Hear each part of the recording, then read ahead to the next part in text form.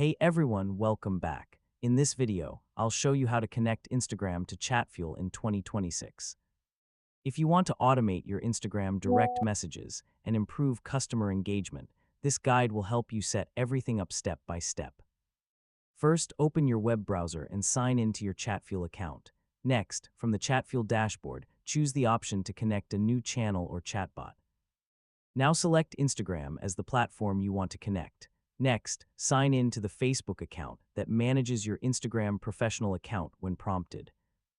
Now choose the Instagram business or creator account you want to connect to Chatfuel.